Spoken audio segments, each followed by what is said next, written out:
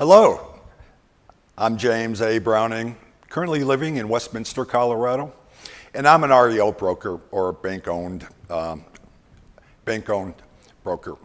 And I've been doing REOs and BPOs for a number of years, and I'd like to share a story with you that you might find interesting. 2 or 3 years ago, I received an assignment from one of the banks that we work for. And they asked me to do an exterior BPO on this particular property. And we've done a number of BPOs, broker price opinions, before. So when I received this assignment, I drove out to Denver. Of course, I'm about 20 minutes away, my office is.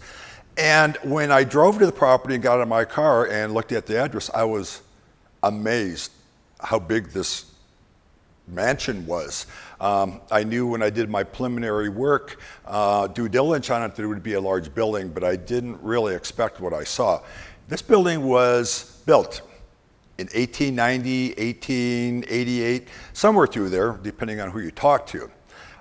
So I got out of my car, started walking around the foundation of this particular property, and I was really curious. When I was looking down, I was seeing chips of sandstone. And then I started looking up at the exterior of the property, and I noticed that there were little holes of sandstone. And then I look around the foundation, and there was actually little piles of pieces of sandstone that were 1/4 of an inch or maybe an inch.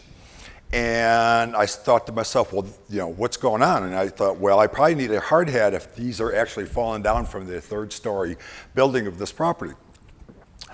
So what I did was I took detailed notes, I took photos of all these little piles, and I walked around the complete base of the foundation, and I noted as much information and damage that there was to the exterior. I took probably 30 or 40 photos, detailed notes, and then I actually went back to my office after the exterior inspection. And I sat at my computer and I filled out the paperwork, letting them know the liability and the issues with this particular property. And so I did my job, covered my self-liability, because I shifted all that information back to the bank or the bank's representative. After I submitted my information on the inspection of the property, they indicated to me in a short period of time after that, maybe 4 or 5 days, that they would actually send somebody out there and stabilize the exterior of the building so there would be no further liability issues. So they did their work, and then I went out there and inspected it, and it looked like they did a pretty good job. So the bank said to me, okay, list the property. And I said, okay, but I need to do some due diligence on that, meaning that I need to do some investigation on the history of this particular property. I need to call zoning and needed to call DOT to actually find out if there's any other issues with this property. At this point, the bank sends me the paperwork to list the property. And I filled out the information, sent it back, and I wanted to do some due diligence on this because I knew there had to be other issues. The other issues that I found out before we list the property was there's 3 or 4 things. First of all, it changed. The zoning changed on this particular property. It was formerly a residential. It was an art museum, and it's been a radio station. It's been many things. So it was zoned residential when I received this assignment to list the property. It is now zoned commercial. Well, that presents a couple different problems. One problem is that if you're working within the realm of the Denver zoning and the codes and that type of thing, that now that it's commercial property or office, I have to have 1 parking space per 1,000 square feet. Well, at 9,000 square feet or 10,000 square feet, I needed 9 or 10 parking spaces.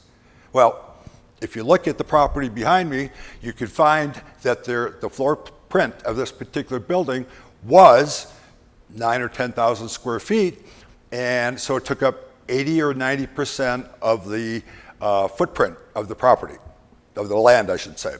So I found out, okay, number 1, zoning has changed. Number 2, parking. During our due diligence period, we also found out that it needed a brand new boiler to the tune of $30,000. And also the banks, we had a buyer for this particular property and wanted to know what the damage was to the exterior. Well, we had two people fly in, one from New York and one from LA. They stayed about 2 or 3 days, and they were hired by each one of the prospective buyers. One came in at $325,000. The other estimate came in at $314,000. Bank said, I'm not doing it. Whoever buys this has to actually complete the due diligence. So the bank, we originally listed at $1.5 million, okay? After a year and a half of having it listed, it sold at $536,000, and it closed at that. Mind you, with all these really interesting facts, we also find out that it's the most absolutely shivers up my spine, the most haunted house in Denver, bar none. This house, when I went into it for the first time, I went down into the basement, and down there were dungeons. There were tombs and a ballroom, and I never, after going down there one time, went down there for a period. I had it listed for a year and a half, 2 years. I never went down there because I was scared. I don't believe in spirits, but there was a cold breeze down there, and I'll tell you what, I wanted nothing to do with that property after I closed it. By the way, the original note on this property, two years before we actually listed it, was $3.6 million. So the bank really took it in the shorts as far as what they had invested in it for a note and what it finally sold for $570,000. Thank you.